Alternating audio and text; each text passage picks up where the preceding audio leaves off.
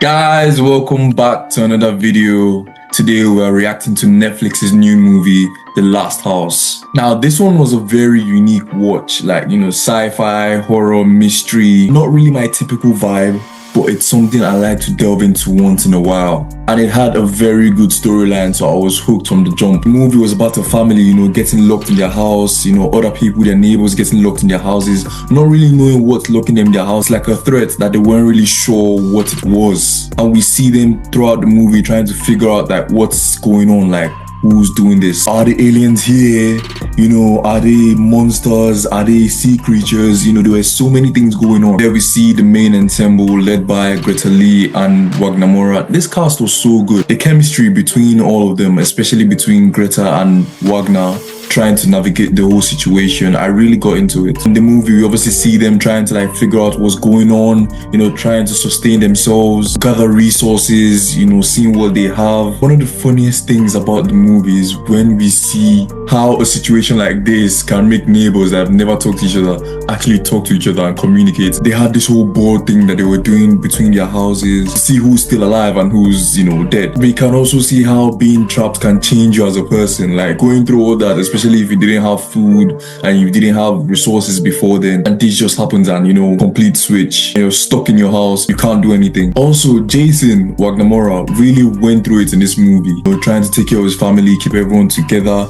And we also see how he was also underappreciated for it. You see them complaining. That was one of the things that annoyed me about the movie, about the children complaining about stupid things. It's that kind of thing that makes you question, what am I doing all this for? He's trying to take care of his family and make them survive, and his children are telling him don't kill this, don't do that. This is the kind of movie that is eat or be eaten, and you chose to be eaten. If it was up to the children alone, they would have sacrificed themselves, let's just go. We also saw them as they got older. I know there was a time jump, 5 years later, they were still in the same house, trying to survive.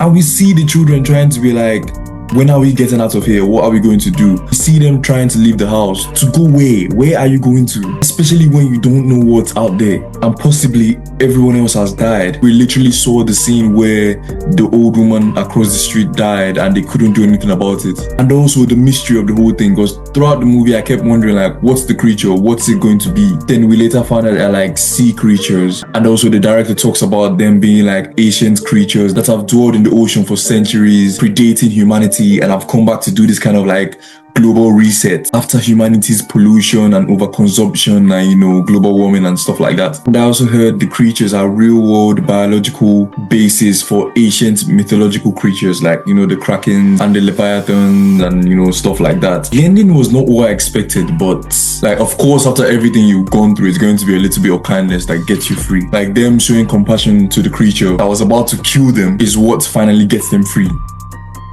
What?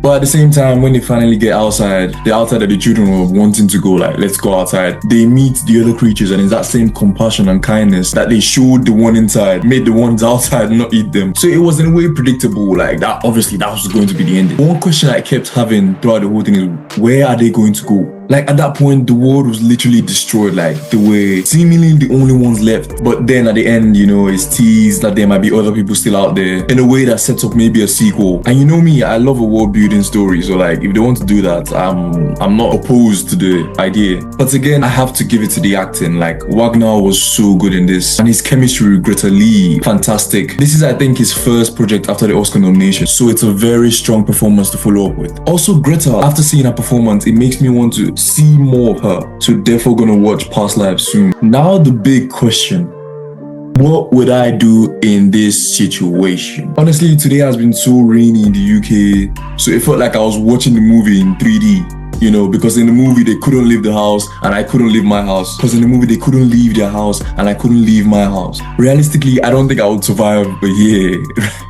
That's just me being real. What do you mean no Wi-Fi, no power, limited food?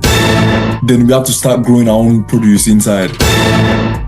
This was literally a nightmare. Then I couldn't imagine being a dad and having children that you have to take care of and protect and fend for.